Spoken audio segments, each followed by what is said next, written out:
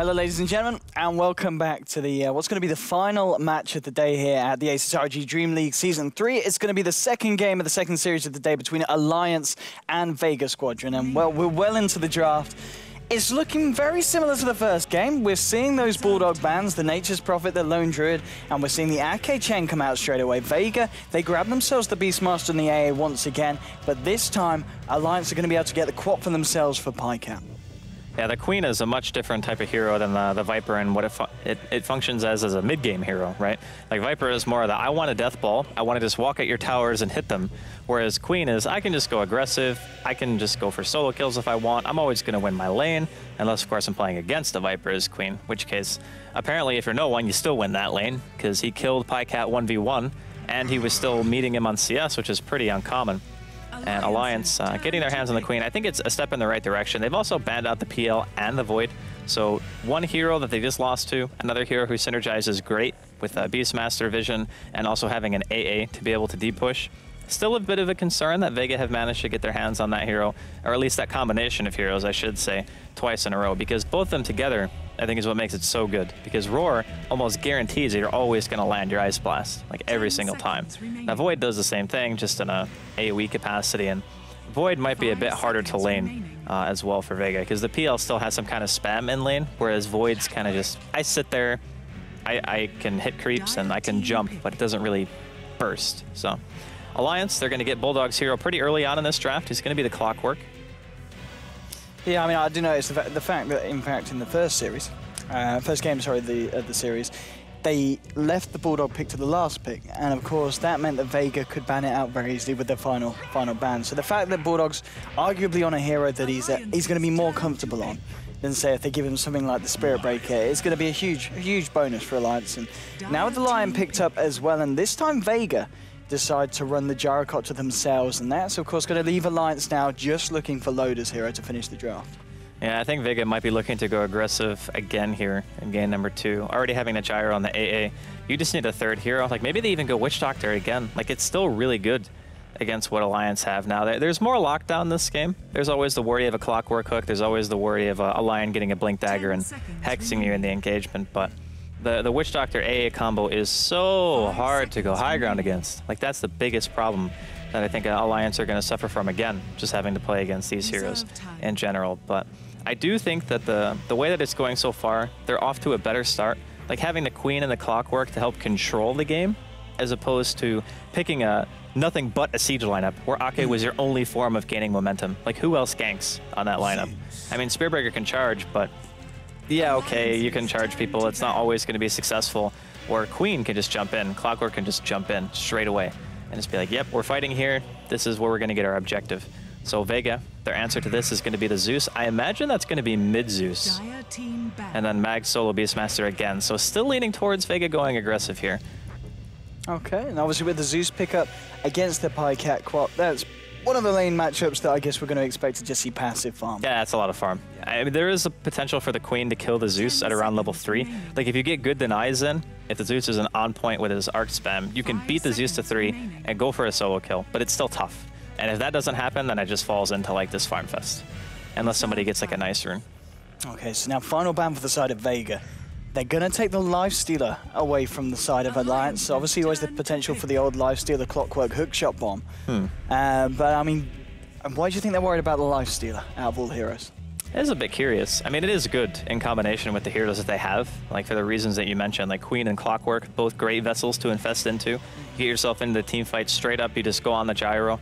I think it's more of just a Lifestealer counters Gyro ban than anything else, right? Because if you get hookshot, even if you roar him inside of the cogs, he could still potentially die. And that's the biggest concern, obviously, is keeping the Gyro safe in the situation. So it is a pretty good hero to partner with it. I'm just not sure what Vega are going to end up with here, as Lotus still needs his hero as well. Yeah, so Vega themselves, I guess, by the looks of it, is still looking for that secondary support. And obviously one of the supports that we do see work very nicely with the Beastmaster that hasn't been touched upon this draft, or even last draft, is the Scarif Mage. I mean, do you think that could be a possibility for the side of Vega? I guess it offers the control against someone like a Quap. Yeah, it is very nice. They could also be content with the kind of control they do have, though, because there's two ways to control. Yeah. One is hard lockdown. One is dealing so much damage that you literally cannot go in. And I think that's kind of lineup that Vega have right now. Like between Call Down, Rocket Barrage, Flak, Ice Blast, Axes, Roar, Zeus damage. Like there's so many things in the lineup that don't even have to stun you. It's just the sheer amount of damage output they have is terrifying. Like if the AA Blast and the Zeus ulti hit you in mid to late game, Chen and Lion just die. Like even Queen can just die to that. So a lot of it's going to be dependent on how good of lanes can Vega get. Like they don't need to play from ahead, but if they can get ahead, it's going to be great. They picked Morphling into AA and Beastmaster? What'd you reckon? Okay, I'm totally confused now. Like, I think they wanted a range hero to farm because they might be assuming that Vega are going aggro again. In that case, it's an okay hero for being able to get kills when the Chen comes by. But Vega now, their last hero, we'll see what it's going to be here. They could just pick Witch Doctor again. I still think it's okay. Yeah, I was going to say Witch Doctor, and of course that combination, the aggressive Trident, would be damn nice. Yeah, it's very good. It depends though. How heavily do they want to go aggro? With their lineup, they could just as easily dodge. Just depends on their last pick. Indeed, as time ticks down, Vega now with their final support pick. Looking back at things that they have run with in the past with the AA, someone like the Earthshaker is still available. I mean, do you think that could be a possibility this game? Shaker is really good too. Maybe not as good of aggressive potential because if Radiant are in their safe lane, it's very hard to get a block in that position, right? You'd have to be like sitting in the tree line the entire time, like by like a quelling and burrow your way in and try to block somebody out that way. But yeah, it's just going to be the Witch Doctor again. Okay. I do like. So it's going to be the Pycat Morphling. Yeah. So I guess it's going to be the Loader Queen? No, they have to swap. They have to swap. I think you can't take Pycat away from the Quap. No, I don't think so. They just have a little bit of fun. They have to swap. Yes. You sure? I think they swap. 100%. If they don't swap, I'll eat another cheeseburger. You'll eat another cheeseburger. I was going to say I'd eat my shoe, but I think that there's actually a pretty good likelihood I would be eating my shoe. I don't want to take that risk. Oh, well, we'll see. We'll see what this is about. Anyway, so the Morphling against the AA, it's not bold. good. It's not good. Okay. I mean, Zeus damage and AA Blast, you cannot morph. That's the biggest problem. Yeah. Morph is your sole survivability outside of being able to waveform away, right? So if they have a Beastmaster with a Book 3 and a Blink, and an AA Blast and a Zeus, your late game on your Morphling is non-existent. I really want to pick Magicka's brain about it because I want to know what his thought process is on picking a hero. Because when stuff like this... It's the Pycat Morphling, they're not swapping.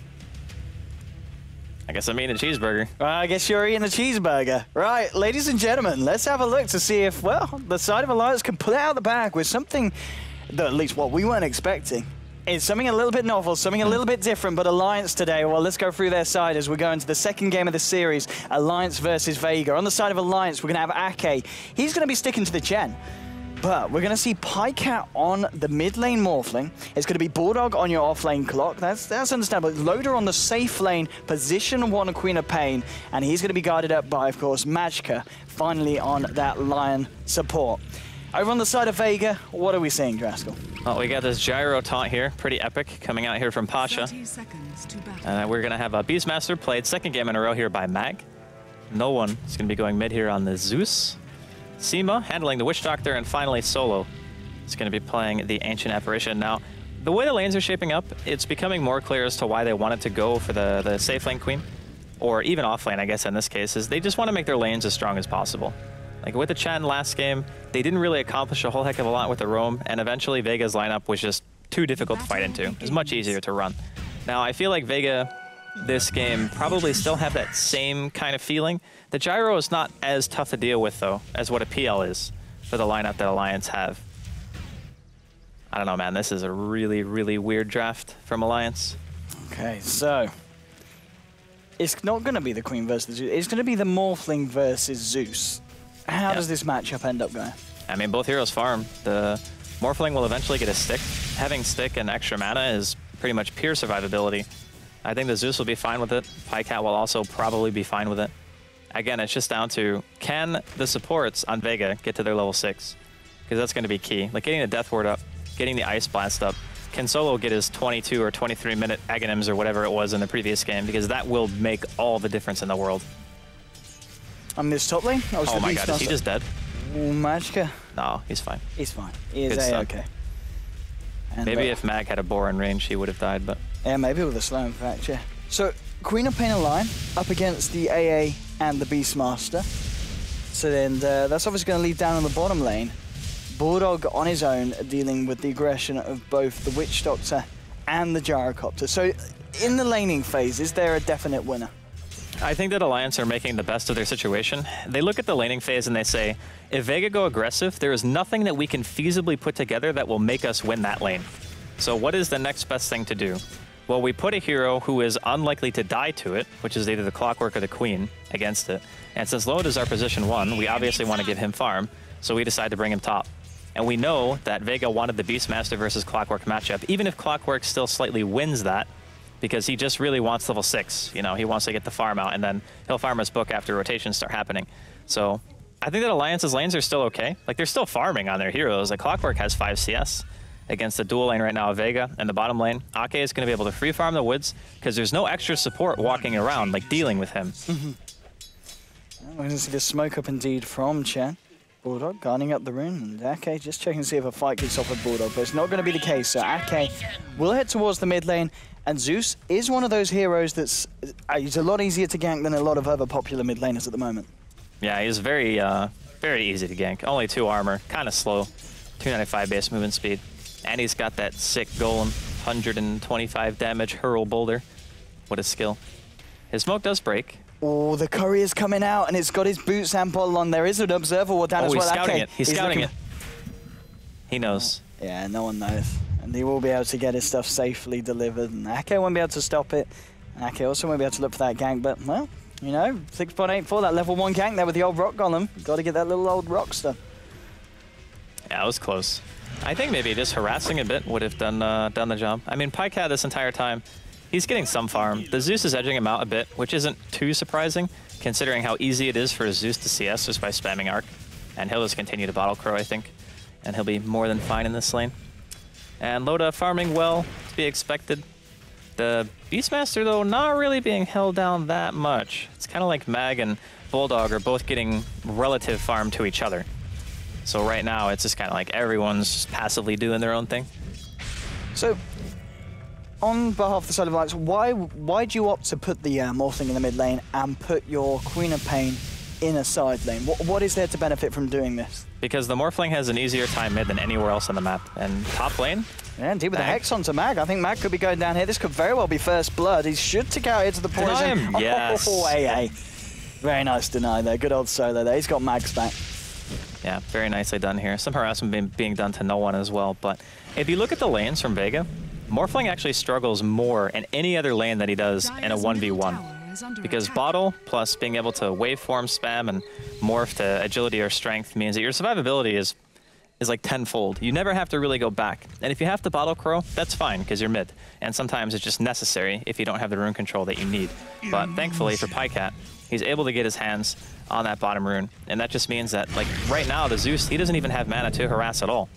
So if Morphling was their carry of choice and they feel it's the best for the situation, then there's nowhere else you can really put him but mid. Like, it's too hard to lane against, like, Gyro Witch Doctor, or even AA Beastmaster is more of a pain than just a Zeus. We do see Magicka here just looking to see if we can find the distance to go in onto no one. Pycat moving forward, but Magicka's actually backed off and wrapped the other way around. Maybe he's not even needed here as Pycat waveforms forward. That's going to be your first blood there for the Morphling in the mid lane, taking down the Zeus. That is what we like to call a low-speed chase. Both of these heroes are very slow, even with boots.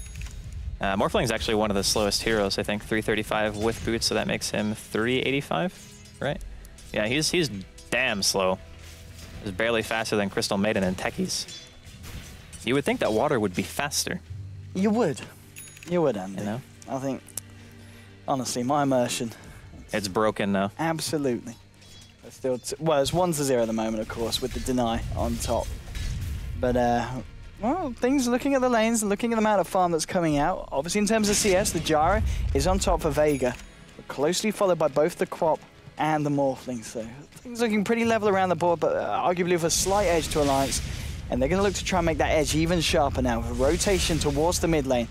both Ake and Magicka smoking up here, looking to wrap around behind Zeus, but we have seen no one on the Zeus play very, very carefully. He's going to head down to the bottom 6-minute rune. Let's see if the patience is there from Magicka and Ake to hang around and wait for him to return to lane. Well, they know exactly what he's doing. They have full vision. He bolts the ground, maybe looking for a ward, but he's not going to spot it. He does pick up an invis, though, which could save him from this. I don't think he knows the gank is there yet. They've got sentries on Ake, though, so Ake should be able to follow this up, and they're going to lead in with the Hex. In comes Pycat, waveforming forward. There's your spike. Sentries dropped, and no, when he pops out the Thunder God's Wrath, it will bring Bulldog very low, and will actually help contribute to a kill there, as Bulldog is taken down by a combination of what I can only imagine to be the Maledict, followed up by the Thunder God's Wrath. Yeah. It's a 4-for-1 trade now. Vega do get themselves a kill on the board, but they lose the Zeus in the mid lane again for a second time. One of the biggest differences this game for the Chen pick, at least, is previously Vega had Queen to just completely avoid every single gank that Ake could possibly throw towards the middle lane. Because in the previous one, it was Viper and Chen against Queen if they were going to gank, and that is an extremely hard gank to execute. Plus, there was an aggro tri-lane. So Ake was very limited in his options. Like, what could he actually do in the early game with his Chen? This time around, they got a Zeus they can gank. They got a gyrocopter in the safe lane that they can even gank, and once the clockwork hits level 6. There's multiple heroes where Ake can rotate and actually help secure kills. So giving him that kind of room to play is making a huge difference on Alliance's early game. Now, granted, one of the kills was a solo kill by Pycat, and that's great. Like, that's just icing on top of the cake. But Ake again with another smoke here. Indeed, this time Bulldog's there with the hook shot. He'll lead in this time onto the Zeus. In comes Pycat to join in the fun. Clockwork will be able to find the kill. But again, taking down this Zeus, a lot of hate being piled down this mid lane, and that's certainly paying off for the side of Alliance, allowing them to get that head start in terms of That's a 7-minute tier 1 kill. That's really fast, especially for middle lane. Like, the middle lane tower being dead already, this is more along the lines of what you expect when you see Alliance running the Chen and Ake playing it. It's just, you get a lot of kills in the early game, you get your momentum, you get your tier 1 towers as soon as humanly possible, and you just try to control the game. Indeed, the control certainly seems to be there for Alliance. 9 Pasha still farming up very well. And, you know, he's got his phase boost, he's got his Aquila. 8 minutes in. But still, we'll see if Alliance are able to keep up this pressure, keep up this aggression. So far, it's been very much paying off. And I mean, we're talking about the fact that once these supports get... Oh, hang on, mid lane.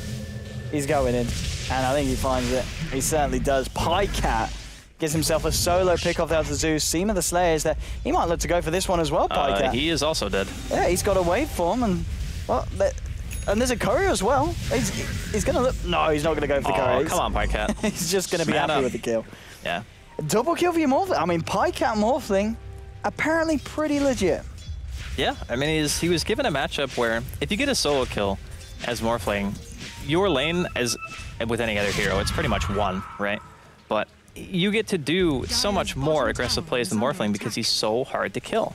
And the AA Ice Blast is not online yet. Believe it or not, when you start the game, you don't start at level 6. So the time in which it takes Solo to actually get his ulti, there's already been significant damage dealt to the side of Vega, like losing their tier 1 in the middle lane. They could be even losing their tier 1 safe lane. And Solo still does not have that Ice Blast available and does need to be very careful here. Indeed, it's Bulldog. He's got this hook shot. Pasha hiding in the trees.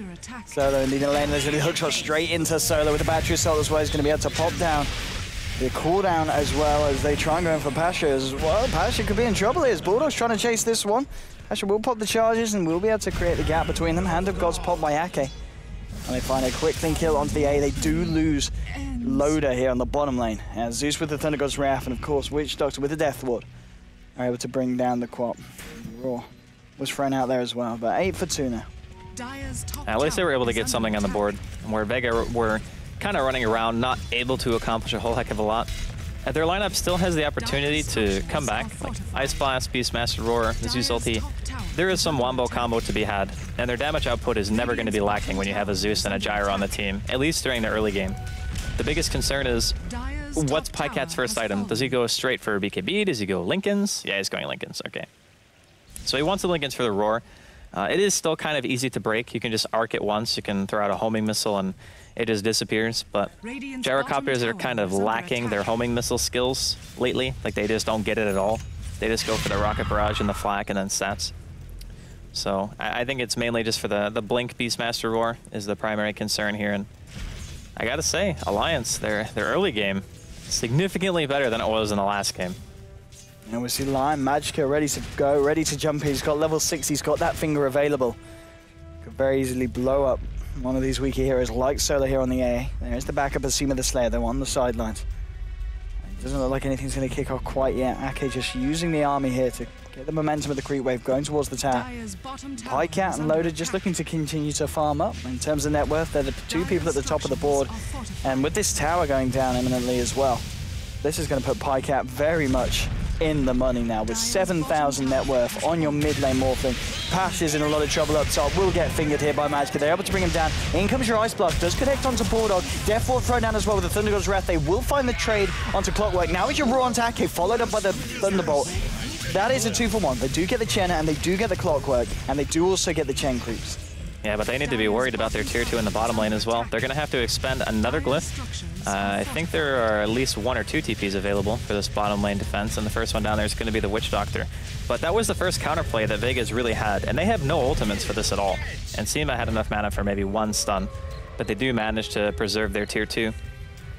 Still though, this is a much better early game for Alliance. They just need to continue that pressure. Just make sure that you're always trying to find picks with your Clockwork and keep rotating the Chen.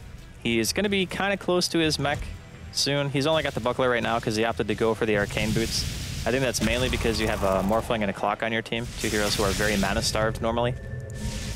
As Morphling has very high mana cost spells. Like, even just getting Adaptive Strike is 100 mana, and you have 165 on Waveform, and then Morph, of course, takes mana the longer you use it. So. Oh, we're going to see it.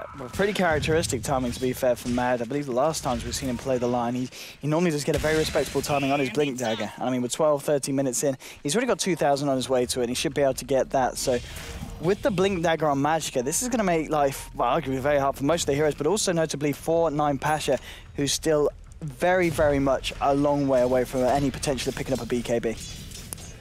Yeah, it's not looking so hot for Vega at the moment. Now, thankfully for them, their lineup is great at defense, and it's also great at high ground, which is kind of the same thing, but I think high ground is on a whole nother league of difficulty in terms of being able to push in, and it looks like Bulldog missed his hook there.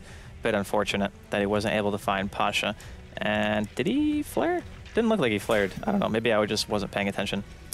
Either way though, smoke here from Vega. Does Loda die here? Oh, Loda. He does need to be a bit careful. They've got the cast, they've got the raw. Oh. Instinct there tells him to blink out. He will be able to get himself a boy. Yeah, it was very nicely timed, not giving away that extra kill. Seems like he's going for the straight up Aghanims, which against squishy supports is always great. You just blink in, get your burst out, Lion gets a good stun or just drops finger on somebody and it's just boom, kill right then and there. So Alliance definitely still looking to control the pace of the early game. Just chilling around, Ake just hanging out with his friend Roshan, wishing you could still use Holy Persuasion on him. It's like, man, if only the possibilities. Double damage. We're going to see them outside of Alliance indeed hang around the pit. Oh, did they just rush now? I was going to say, thinking about going for it with the double damage on Loda.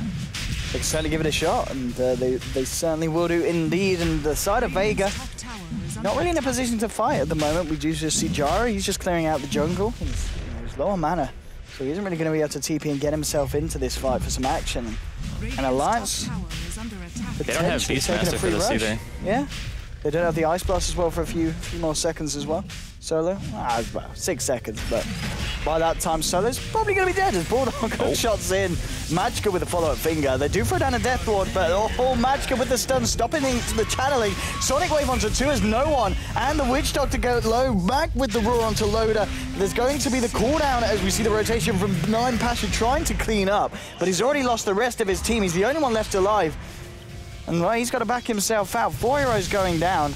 Roshan is still up though. Lions haven't finished it, but well, they've got more than enough space to finish it now, surely. Well, after killing everyone, there's going to be another AA Ice Blast, and if Bulldog goes into the pit and gets Ice Blasted, I think he dies, so he needs to be careful. He's got some Tranquil regen. Looks like he'll just sit outside of the pit for now. He realizes what could be coming. Pycat takes it to the face, and now they will...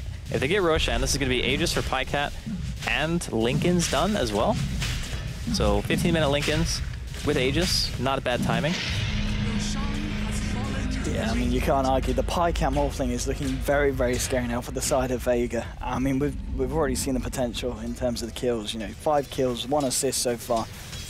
It's going to be a hard game for Vega. I mean, it's pretty much like a mirror image of what we saw in the earlier series. You know, the underdog coming through very strongly in the first game, but in the second game, it just seems to have triggered something in these arguably more experienced teams where they go, okay, let's play properly, and suddenly they're just playing at another level, arguably. I really think that the decision to take Queen, a second pick, instead of just going with the gyro the second time was the real key. Because the difference between Ake's influence in the first and the second game is like day and night difference. All of his ganks in this game were pretty much successful, whereas in the previous game, he pretty much didn't get to do anything. Like, he walked around the map most of the time, like applied some pressure to bottom, but he couldn't gank mid or top. So there's only one spot he could ever be. Very easy to predict Chen's movement when there's only one lane he can gank. In this game, he can gank any lane he wants. And he managed to pressure mid enough to the point where PyCat was able to get multiple solo kills, even a double kill on his own. Just because Vega, they can't really rotate anyone else around to help. Like the Witch Doctor and the AA, they don't really stop the Morphling from diving. That's the biggest problem. The AA has no disables. So a hero like Morphling, prior to the AA hitting 6, it's actually very hard for the AA to do anything to Morphling. But now, with everything available, Vega, they smoke up. They do not really have great vision for this smoke. They pretty much have only defensive wards. So they're gonna potentially spot out one member of Alliance, maybe have an idea that there's going to be a smoked team behind him. I mean, this is the thing, though, for the side of Vega, potentially coming up to 18 minutes in with this push being led by PyCat on the top lane. They're on the verge of losing a second tier 2 before the 18-minute mark, and they themselves, they're yet to take a tier 1 from Alliance. Yeah, it's not looking so great. Like, they're going to push in here. They probably are able to get the tier 1, I would say, if you're Vega. But they are going to lose a tier 2 in the process. And the more farm PyCat gets, like if he gets the E-Blade, for example, you're just going to start seeing heroes explode at the start of the team fight. And that's very hard to fight into, like just essentially being a hero down. They might even lose 2 tier 2s here. I mean, the rest of Alliance, you know, they're pushing down on the tier 2 in the mid lane. PyCat's beginning to pressurize the top tier 3. He's actually going to head to join the rest of them in the mid. But that's all your out towers done. 18 minutes in, and yeah, it's starting to tickle onto the high ground. Yeah, I mean, this is just... The control of the early game was phenomenal from Alliance. Like Ake's Chen, PyCat's Morphling, just making sure that he got a couple of kills on the mid player. The lack of rotations coming in from Vega. And the irony is, the timing of their team is just 6. Magicka's going to get a solo kill on Beastmaster here.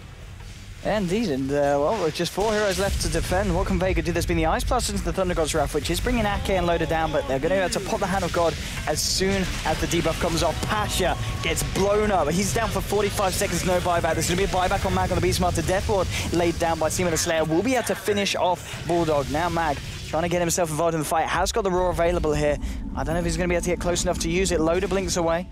Ake able to keep his distance as well. And well, looks like they'll be able to take the tier 3. They only lose the clockwork here, and they did find the gyro, and they also managed to force the buyback out of Mag on his Beastmaster. The buyback and to not get anything is so painful. He bought back, everyone Alliance ran away, he gets Jack. That is so painful at this stage in the game. Like, you're defending your base, you lose your tier 3 anyway. Your range Rax takes almost half of its health and damage before you're even able to push Alliance out of your base. And you don't get a kill. Like, killing Bulldog happened before Mag even bought back into the game, so those scenarios are like worst case if you're Vega at this point. And I gotta hand it to Alliance. I was a bit skeptical of their draft. Like, the Morphling pick to me seemed a bit weird. After having seen how they ran it, like putting it mid, putting it against the Zeus, just knowing that there's no real way that Vega are gonna be able to successfully rotate on that hero. Same kind of feeling we had in the Queen in game 1, where no one played it, and there was no real way for Alliance to ever kill him. Like, that was the biggest issue, is, okay, this hero is going to have a big impact. And PyCat, I would say, even had a bigger impact this game than what the Queen did in the previous one, just because of his solo kills. And solo... He's dead? He is mega dead. And Bulldog there with the kill secure with that old rocket flare. Fireworks. I mean, just the performance of Alliance this game has been very impressive. I mean, you look at, for instance, Magicka on the line, hasn't died a single time. Oh, Courier too. The Courier, indeed, is also dead. Mag might be dead as well as Pycat's just chasing down through the trees. He has got a roar available if he needs to book if he's going to roar. And he needed to mana burn him first to break Linken's. Oh, nearly finding no one, but no one's able to get himself forced up to the high ground. But yeah, for instance, Magicka, look at the farm he's got. 20 minutes in, he's got a Blink Dagger of 4-star. He's got 750 gold on top of his point booster. This is a rich Lion. This is like a almost EGM status farm back when he used to play for Alliance, and they would give him the priority. It's like they would make him play position 3, and then Ake would adopt the newly dubbed position 6, where he would just buy all the support items, and Lion wouldn't do anything. Oh, we're going to see a cooldown from Non-Pashas. He's trying to clear out the Chen army. Ake there is going to just back himself up. Maybe think about going back in because Alliance, they have got some friends in the nearby, you know, Queen of Pain in the mid lane with Magicka, and also Pycat just pushing down the bottom lane. You can't see it at home, but Wagga is like super hard lurking over here. Indeed, I just got a little leg massage from Wagga. He's just BMing here. It was quite nice. I'm not BMing the commentator desk. Thanks, Wagga. Reported, by the way. The highlight of my casting career, that. But anyway, Clockwork, he's got a pipe of insight. Yeah. Yeah. And it's the newly buffed pipe as well. So in addition to having the magic absorption, you get the 10% passive magic resist for your entire team. Very, very good against ASUS teams for obvious reasons. Also gives them potential to fight around Roshan a lot easier. Like one concern that Alliance could have is fighting into call down Zeus ulti and like an A blaster on the pit when they're not ready for it. Like they just get caught out by a bunch of bursts. And even if they don't die, it's going to put them out of fighting shape. Like they're going to have to run after that. There's no way to re-engage. And if that happens, Vega might be able to get Roshan. Maybe they delay the game. But E-Blade done at 22 minutes. That's... And a Linken's on top of that. Oh, Jimmy. And now, boys, we go full agility. Are you sure? I'm 100% sure. I thought you never go full agility. When you have Linken's E-Blade, at this point, you always go full agility. Okay.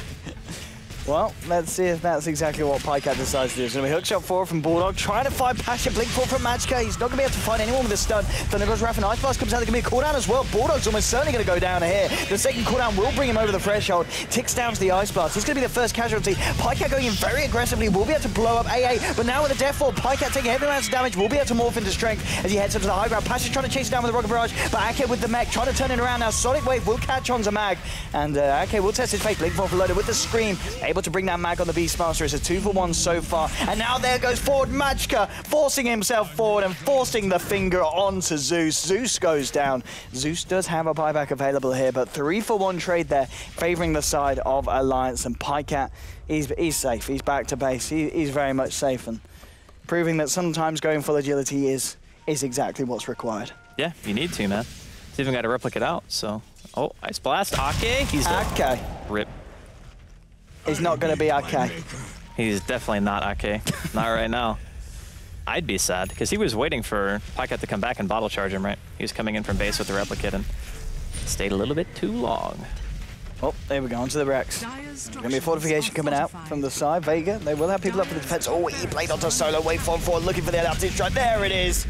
Oh, Pycat, you're so dirty. There's going to be a stun onto Pasha. Hex as well now.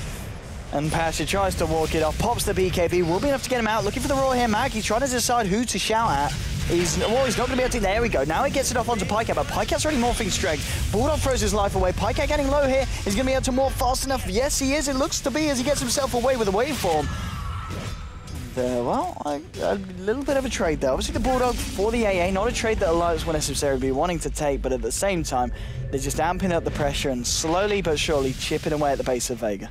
Yeah, they got the range racks out of that engagement, so it wasn't so bad. The one thing about Vega, though, is that they have Book 3 now. And Book 3 is very good against Morphling. You burn the mana, you open up the opportunity to be able to roar, and you also just, like, hitting the Morphling in general with the mana burn is really nice. Almost a dodge there from Pycat, but not quite. Gets hit by the A ult in the well. Well, you know, Lion, our old rich friend, he's nearly got an Aghanims complete. You remember at this point in the game where the Ancient Apparition had Aghanims last game? I mean, Witch Doctor's got his Ags on Vega, 25 minutes in. That's not bad, considering the position your team's in. Yeah, I think the Death Ward is better for base defense if you get a good channel. Like, that's the thing. Like, the AI Blast comes out once every, what, 40 seconds, no matter what, as Solo just gets exploded here in bottom lane. He even cold feeds a creep just for good measure. But yeah, when you get the Ice Blast off, it's like guaranteed damage, whereas Death Ward is completely reliant on your positioning. So if Seema is in a good spot, there is still actually a way for Vega to win, as crazy as that sounds. Like, their team fight is actually so good, and their high ground defense is so good, that all it takes is like 1 or 2 defenses, maybe 3 actually. They're pretty far behind, but it is possible. The Gyro isn't that far behind in terms of CS when you compare it to the Morphling, although you have to worry about Queen as well. Loda now having a Hex. It's level 14 here, 26 minutes in. The Roshan is going to be the deal breaker, I think, though, for Vega. Like, having another Aegis, being able to crack the base in top and take that melee racks, maybe transition into a mid push, could be all the momentum Alliance need to win this game number 2. Well, there we go with the Roche Gold. That's your completed Aghanims for Machka, and he's getting to the point where he's touching on to level 16, so we'll be interested to see if we see him make some big, tasty plays here. And, well, 21-9 between the two sides. It's a massive net worth difference between them both, but maybe, just maybe, if Vega can find this team fight, they can swing it back in their favor, but it's going to have to be quite something if that's going to... Seema's ult has to be like baller status, just look at it go, don't ever stop, dance it out, you know? That's going to have to be what happens. So he needs to wait for Adaptive Strike to be used, and Lion to blink in, and Hookshot to be used before he can think about trying to ult, unless he's standing in like such a good spot that they can't see him. Which I don't know if he's going to be able to do that. They do have a glimmer cape. The AA was putting. Has he got it finished now? Solo. No, not even close. Oh, okay. Yeah, just the cloak. Oh, he is dead again. Solo is very much dead again. Oh, another kill there in the pocket of Pycat. Mag just hanging around in the tree line here as the side of Alliance start to push in this top lane once again. Maybe that's a finish off a set of racks. He's going to be having missile flying through to Pycat. He's got the Lincoln Sphere. He's not going to do anything to him today. I'm kind of wondering if the Morphling was like a thought-out pick and there's a specific reason why they decided to take it, or if they just wanted a range carry to put mid against the Zeus. I mean, Shadow Fiend was banned. I guess that would have been another go-to for Pycat. Pycat, wait for him forward, trying to find someone. He's going to find the E-Blade and the Adaptive Strike into Mag. It's not quite enough to bring him down, and Pycat's going to have to start morphing to strength. There's going to be a Hex from Loda onto 9 Pasha. Ake sending in the army. Now they just return their attentions to this set of racks here on the top lane. Ice Blast will fly through. The pipes have been popped. There's the Sonic Wave going onto Pasha, but the damage from Pasha it's pretty scary. And Loda's actually going to tick down here to the Ice Blast. So the defense is going to be successful as they keep half of their top rack still alive, and they've managed to kill down that position 1 quad. Pycat's going to go back in though, and with this army, with the Necro units, are they going to be able to stop it this time? Axis fly through, but Pycat should be able to find this. He's getting very low. Maledict is on, and there's going to be the stun and the finger from Machka onto the AA as AA goes down. Pycat will be able to morph into strength. Will get himself sent back here by Ake. So Alliance, even with the casualty of the Loader on the quad, they do now clear out the top lane in terms of racks. Yeah, they got the melee racks. That's all I care about. Losing 1 hero isn't really that big of a deal. Did he get piped, by the way? I want to say that he did, but he felt like he died really fast there. I don't know. Either way, Vega showing the power of their base defense. Unfortunately for them, the early mid game went so badly that Alliance just have a huge lead right now, like 20,000 gold, 15,000 experience at 29 minutes in. Like, they are just being smothered with money. It is a lot of money. Yeah. It's a lot of money. Would you say it's loads of money? Loads of money. You do it so much better than everyone else. Do I? You have an innate advantage, though. Is that my new calling in life? Yes. Just fantastic. I saw an opening and I had to take it. I had to put you in that position. Well, that won't hold up at court. Anyway, 23-10 at the moment. 3 to Lights on Vega. What do you think are Vega's odds of having that big wombo combo and coming back into this game, Andy? Oh, I'd say it's like 20% maybe. This would be nice. They can finally pick off on Hammer Bulldog. Maladin's connected him with the Necro units. That should be enough to bring him down as he does tick down. Finger from Machka onto Mag. Blink forward as well with a stun. Holding him in place as Loda will be able to finish that on 1 off with a scream. That'll be a 1-for-1 trade there between both the solo laners, Clockwork and Beastmaster. Now we're going to have a quick pause as we reflect on the finer things in life. Reflect on going full agility, because you definitely always go full agility when you can. Apparently so. Yes. Apparently so. There we go. He's good. We're good to go, yeah. He just needs It's going to be a Manta style too, by the way, on... wow, voice crack on this Morphling. Yeah, he's got enough for it as well. I think he just needs to get that ultimate all picked up. And well, some more things to offer to the push that Alliance have already gotten. As we've seen already very strong push. Gem now picked up by Lion. So, well, the map control is certainly going to be there, even if it wasn't anyway, because Alliance pretty much having map dominance ever since the earlier portions of the mid-game. And it's just the final amount of vision that Vega have got on their own side of the map, really, that's protecting them from these kind of ganks and these rotations from Alliance, trying to catch out Vega anytime they move out of the base. At the moment, Vega, they're standing still and they're standing strong at the high ground. The only person outside the base at the moment, 9 Pasha on his Jara, continuing to find as much farm as he can, pushing out that top lane. And you've now got the Aghanims on Ake. I love how Pycat just gives zero shits. He's just like, I'm just going in. Almost instantly kills Pasha. And, well, that's your BKB baited. And, yeah. Well, jobs are good. They really want this, too. I think they're trying to do what they can to make use of Aegis. Ah, it just faded. Okay. So it actually would have been better for Pycat to just die there. Just because it might have faded out a fight that would have been a nicer engagement in general. Like, pull Vega outside of their base because they can kill the Morphling once, and then Morphling respawns, you fight in a better position. You might be able to take racks off that. But even without the use of the Aegis, I feel like they can still make this push work. A bit harder, though. You can see how easy it is for Vega to break the Linken's there. Just one arc and it's gone. Who's going to be the first to go here? Who's going to have the balls to head up to the high ground on the side of Alliance? If it's going to be anyone, I'd imagine it's going to be Pycat. There's going to be a cooldown coming out from 9 Pasha. Pycat takes it on the head, it takes it off the chin. Ice Blast will be sent out, and maybe once the Ice Blast is gone, even though disconnects onto Bulldog and onto Loader, there's going to be the E-Blade and a dab struck onto no one, but he's still alive, and Admiral Bulldog takes a roll, and in comes the Death Ward. He goes down, they've also lost Loader here. They might lose Ake as well, as 9 Pasha is chasing it out of the base. This was not the aggression and the push that Alliance were looking for. 3 heroes down, there's going to be a nice Centaur Stomp there, holding back Vega, allowing both Pycat and Magicka to get themselves out of there. But that's 3 heroes being taken off the map very quickly by Vega, and Vega still proving that there's more to their bark than just the bite. Do not underestimate their fighting. That is the biggest mistake you can make if you're in Alliance's position. They did show a pretty good amount of respect, though, when they were trying to push in for Aegis, or push in for racks when they had the Aegis still. Like, Pycat still didn't even want to commit to the fight, full well knowing the kind of burst potential and just overall team fight capability they had. But the damage is there. It's just a matter of being able to line it up. Pasha? He's going to find himself Pycat. And he's gone. He's very much gone. Yeah. Maybe got a little bit too excited about that little team fight win. It was like, right, guys, we're going for this. And forgot that there was a Pycat Morphling that was pretty farmed around the map. He got an invis. Yeah. So I would say if there was no invis, that kill wouldn't have happened. Like, even if he waveformed over from the tree line and tried to do the same thing, Pasha probably would have been able to BKB fast enough to not get bursted, because both Adaptive and Ethereal Blade now have travel times, so it's not instant. So by standing right on top of him with an invis, you take away the human reaction time. It's just like, yeah, there's no way you're reacting to that. You're just going to lose like all your health immediately. And BKB or not, when you have like 1 hit worth of health left and you try to TP, you're dead. I mean, now with the full 5-man roster of Alliance here on this bottom lane, they might be able to force a potential buyback out of the Jara. He might need to. They don't have a glyph, so I guess they're sacrificing this, maybe going all in on their mid defense. They're going to find the range racks here on the bottom lane, and well, Pycat goes back in with the illusions, looking to find the melee as well.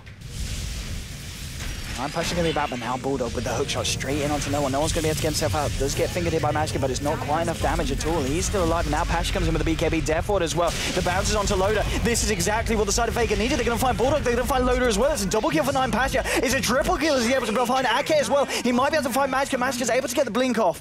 But a triple kill for Vega's Pasha.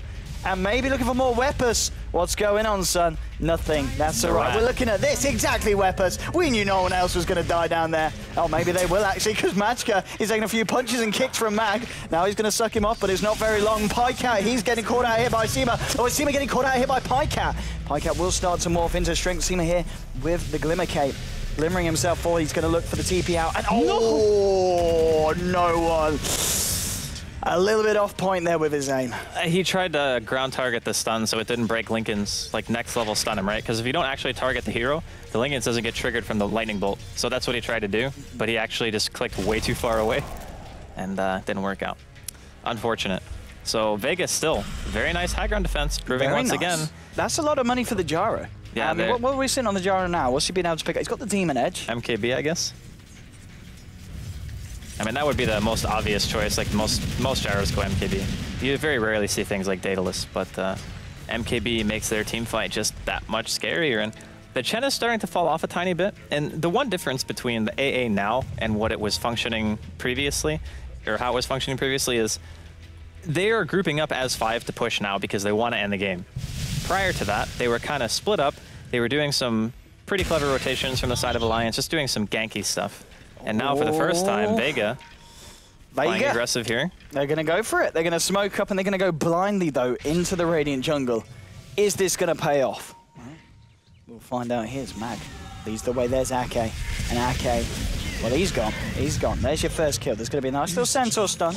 We'll hold Vega back. Now Vega, they're going to back themselves off by the looks of it. Oh, Loader, he wants to fight, and he's going to find a siphon to Mag. There's your follow-up hook shot, and they go straight onto the Beastmaster. He gets the Necro units out. He's looked for the Roar. Will find onto Loader. He's still alive at the moment. They have lost the AA. They're going to be losing the Beastmaster as well, Vega, and now they might lose more. Pycat was looking for some aggression here. It's a 2-for-1 trade so far, and the rest of the side of Vega will be able to back themselves out. But still a 2-for-1, and Alliance definitely having a lot tougher of a time than they were about 5 or 6 minutes ago. Yeah, still though, Mag not really getting the memo that his team was not there anymore. I don't know why, like, that had to have been miscommunication. He was in the middle of nowhere inside of Alliance's woods, and with those 2 deaths, Vega no longer able to defend Roshan. This might be the last little push that Alliance needs to maybe secure the last 2 set of racks, maybe go for full megas, or I don't know. It's definitely a lot closer of a game right now than it was a little while ago, that's for sure. It's a matter of how much more influence can this gyrocopter have during team fights, because he kind of needs to save for buyback. And he needs 450 gold to finish MKB and have buyback. So if he can do that, then I think maybe they have a pretty good chance at defending. They're going to need Roar, of course, but Beastmaster will be available for the base defense. I don't think it's an MKB. He could be going Rapier, yeah. I just thought about that. Oh boy. Rapier with BKB. They do have Queen. He's going to go all out. Come on. It would actually. It would, the finals. It would be a really good time for a Rapier. Where's the relic? He's got it. There's the relic, boys. Yeah. Rapier gaming. There we go. Right. This could be the Rapier that they needed, Draskell. I think if they got Roshan, that wouldn't have been a Rapier. I think it would have been a different item. But maybe they feel like there's so much emphasis on the next push that if they can defend this, they can just be like, yeah, we go all in now. We end the game. You know, there is the potential for that to happen. And the other thing, too, is Alliance haven't seen it. So Alliance aren't going to know he has a Rapier until the fight starts, hopefully. Like, you can smoke inside of your base and just hide the gyro until they come in. Do they actually have a smoke? No, they don't. At least they don't have one that they can buy. Maybe somebody has one on them. Alright, okay. The flare was coming in. They haven't actually put the Rapier yet onto 9 Pasha. Maybe not wanting to reveal it. Or, well, they can see the courier. I mean, I assume he's going to pick it up for this fight. No, they're just trying to hide the courier. Yeah. Although if they see the relic on it, they're just going to ping it out and know right away. It's very, very risky, though, what they're doing. Like, if the gyro dies... But that's what we love. That's what we love, Andy. This is the make or break for Vega, 100%. Come on. He's just trying to bait it. Like, look at how hard they're trying to hide this Rapier right now. They do not want Alliance to know. They want Alliance to start the fight and then get the Rapier in. Yeah. That would be the dream. Let's see. Pycat pushing onto the tier 3 in the mid lane. They need to fight soon, though. He wants the hook shot. He wants Bulldog to commit. He wants Alliance to follow up, and then they'll go for it. BKB is now picked up on the quad. He's going to save you against that damage. Okay, he gets it. He's going for it now. Yeah. Right. It's in his hands. It's in his hands. Okay, now they definitely know. All they have to do is look at him, and there will maybe be like a ping, or they just say it on whatever voice communication program they're using. They need to fight, though. Their base is just dying to Pycat. It is. I mean, Pycat's going in, and he's going to wait for forward, looking for solo here. They're going to have the Roar, and now with the Ice Blast and the right clicks, Pycat is going to melt immediately. 90 seconds on the clock, does have a buyback. But they have lost the remainder of their bottom rack, so it is just this mid lane of racks left that Vega do have. Obviously, clearing out the stronger creeps on both lanes. aren't going to be too much of an issue because they do have this rapier.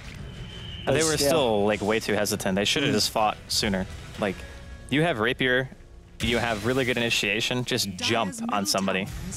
You can just, the thing about taking a jump yourself is you can BKB on your own terms, you know? You don't have to wait for the Lion to blink hex you, for example. If you start the fight, you BKB, you walk up the hill, you kill a hero, and then Alliance stop pushing. I think this is the first Lotus Orb pickup we've seen in DreamLeague and for Lion. Yeah, I think it is, actually, now that you mention it. I guess it's for Roar.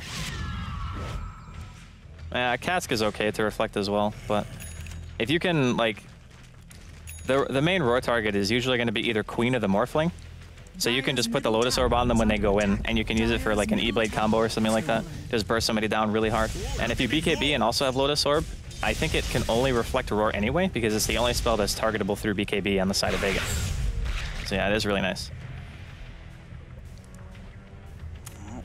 I mean, Alliance, now that you see this rapier, how does that change kind of your plan as a team when you know you're fighting into a rapier? What are you acting different? Are you acting a little bit more scared, or are you like, right, we just need to get in and kill the gyro?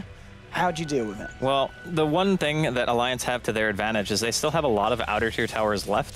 So if they Mega Vega, all right, that was a weird rhyme. Mega Vega. Yeah, if they do manage to get Mega Creeps and Vega have to push out, they cannot go Throne because they have to break through at least one tier 2 minimum and Rax. So if Alliance even get fully team wiped, as long as they Mega, I think they're actually still okay. But there is the concern that if you lose all your outer tier towers and then you lose a team fight, then sure, Vega can go in. So if on ASUS, he's going to get Glimmer caped up. It's going to be okay. And well, Pasha, he's looking to get the damage in. Lodi just pots the BKB, and they have taken half the mid Rax indeed. So I can't now with the E-Blade onto no one. Adapter travels up. He's going to get roared up. He will get 4 stars back. The Death Ward's been laid down. 9 Pasha trying to look to fight here with this rapier going on to Pycat. Pycat, he's able to keep himself alive now with the cheese, but Bulldog just dies in the back lines here to the flat cannon. 20 to 27, in comes the Chen army, trying to do his best here, Arcade, to finish off the base of Vega, trying to get them down to Vega Reach. Waveform forward from Pycat, now it's just done from Magic, catching the Witch Doctor, fingered as well, Sonic Wave as well, bringing both the Witch Doctor solo down. There's going to be a cooldown of Pasha, looking to fight, clearing up the creeps, Magic getting solo, but there's going to be the Hex there onto Pasha. Now with Ye-Blade as well, holding back the right-click damage, Pycat will be able to waveform out. Oh, I'm going to see Queen of Pain there, blink herself away, but now with just around 75% life on that final half of the racks here in the mid lane for the side of Vega. It's getting harder and harder for the side. He needs to be very careful about sitting at that amount of HP. Like a E-Blade combo or something like that can kill you with the hell that he's sitting at. He'll have to go back to base and heal, I think, or just get healed up by the Witch Doctor or something like that. But still, I mean, Vega still keeping their base alive. Just slowly getting whittled down though. Melee rack's sitting at around 60% right now. Just a matter of time, I think, before Alliance eventually crack the egg, as they say. Vega needs to make a decisive smoke or something like that and just walk outside of their base and be like, yep, we're going to fight you. There is always the risk, though, that they get ratted by Morphling now that he has bots. It's always a concern. I think if they didn't have to fight through so many towers, they could actually just go super aggressive and try to win. But with tier 1 up in middle lane at 43 minutes, it's tough. It's very tough indeed, but obviously at the moment we do see Vega doing their best to hold on here.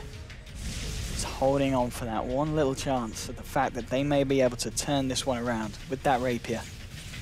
And look to take a victory here against the side of Alliance. But okay. He's just going to get himself out there from the top lane. The Lotus Orb as well. It's going to run out anyway before it connects. It's going to be fine. A-OK, 27 to 20 at the moment. The side of Vega still battling up with this half of the mid-racks left. It's all they've got. Oh, Solo's got Aghanims. He even sold his boots for it. What a player. That is commitment. Bootless ice cream. He doesn't have feet anyway. He doesn't need boots. No big deal. All he has to do is sit in the well and throw out ALTs and hope that he hits it.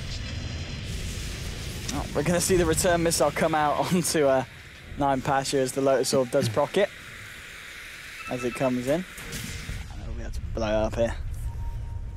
Oh, Alliance, they're taking their time here. We're breaking the high ground. We want to see some action. Come on. It's scary, man. It is scary.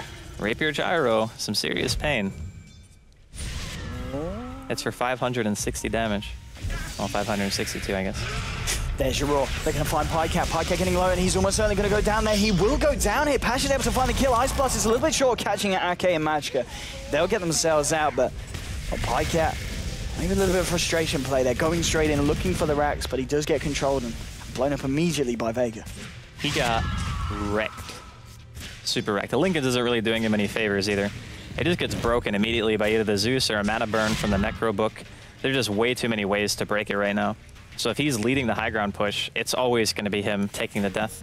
There's no way that Alliance can save him. Like, even sending him back, I think it takes 3 seconds with max level to send him home with Test of Faith. Yeah, no, he dies in less than 3 seconds. You just can't keep him alive. Even the Zeus now, having a refresher on top of his Aghanims, their damage output and an AoE capacity is huge. So they can defend this last Rax for a very long time.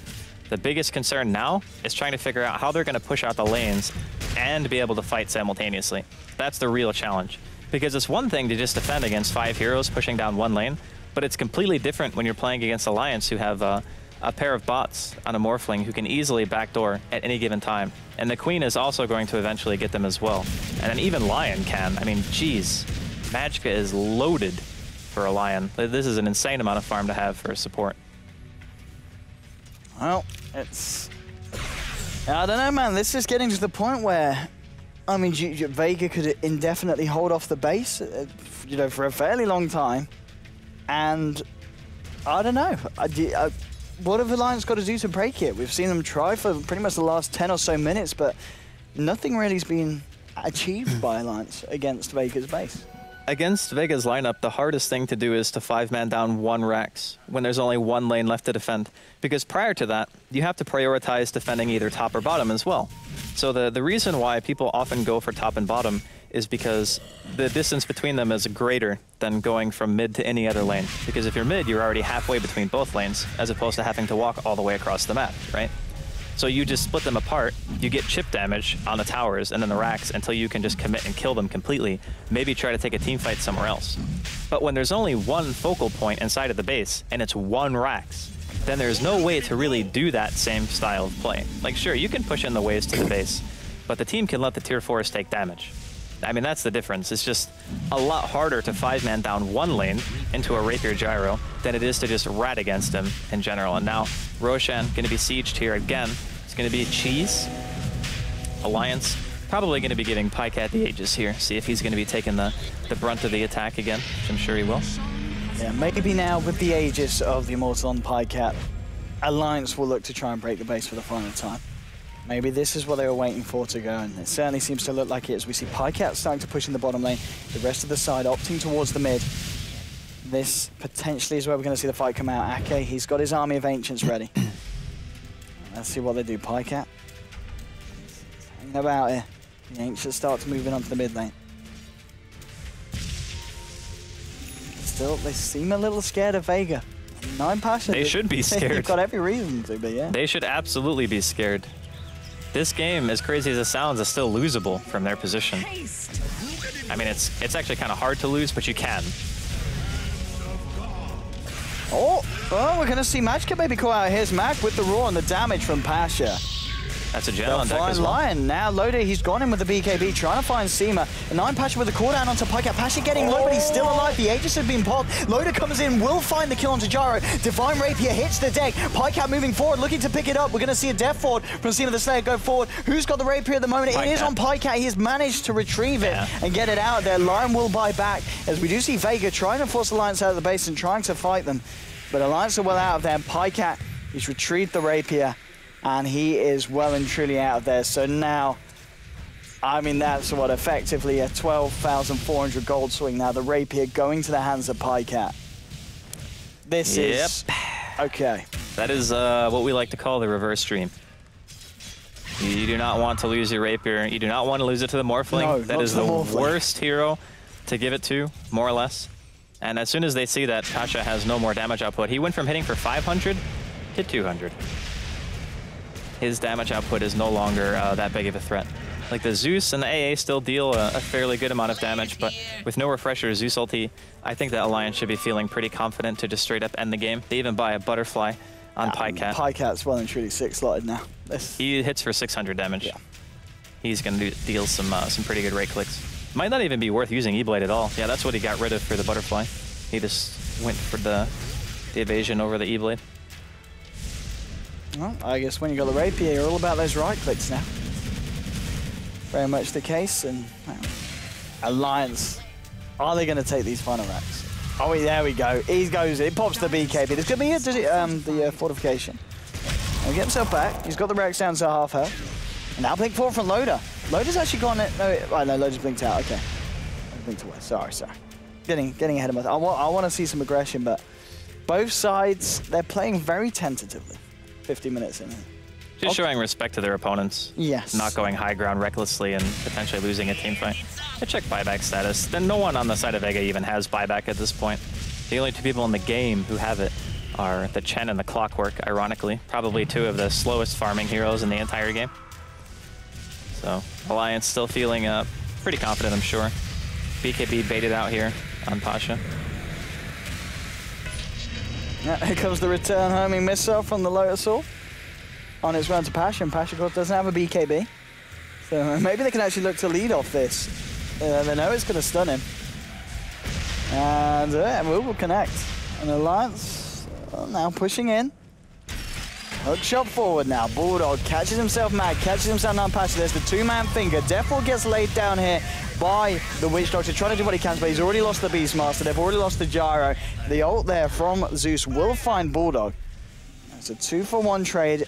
Mega creeps are on the board now for Alliance. Solo trying to get himself back to base. Has got the Glimmer Cape. But I think it's over, Andy. Yeah, it is over. it's over. GG, well played. A valiant effort here from Vega in game number 2. They had a really rough start, transition into mid-game being down, I would say. On middle lane especially, Pycat kind of snowballed out of control on his Morphling. Played up against a lineup that a lot of people would argue, even myself, prior to having seen him play it, that Morphling would have a hard time against this draft because of Beastmaster, AA. Like, those two heroes are really good against Morphling, and having a Zeus to eat Arc, I was like, or eat Lincolns, I was skeptical. I really, really was, but Magicka, he definitely had full faith in his teammates, and Pycat especially. Yeah. He performed great. Magicka himself went 8-1 and 11 on a support line. Oh yeah, his line play was ridiculous. I don't know what it is, but every time he plays that hero, he just he just owns. He gets an amazing blink dagger timing, and then he makes so much happen. I mean, to be fair, we've seen Magicka play a lot of strong stuff recently. You know, there was some more of his aggressive heroes like Night Stalker, Spirit Breaker, and Lion obviously kind of falls into that boat, especially when you're able to get that initiation and that mobility items up. And well, Alliance, they do equalize it, and well, we've had a straight day of 1-1s. Both series fairly eventful, and kind of nice to see the underdogs take a game. And that, of course, means that every team that's played now in League play has at least won one game, which is always nice, you know. Except for NIP, because they haven't played. Well, yeah, everyone that's played a game. Yeah, okay. Yeah. NIP and Burden United still, which we haven't seen play yet. I believe we'll be seeing them both play tomorrow. We're seeing them both play tomorrow, so maybe they'll go 2-0 against themselves, and maybe they'll be the teams to have lost every single game they've played. But nonetheless, fun games today. Yep. And we'll have some more fun games tomorrow. At least I hope so. I'm sure we will. They'll be fun. Yeah, they'll be fun.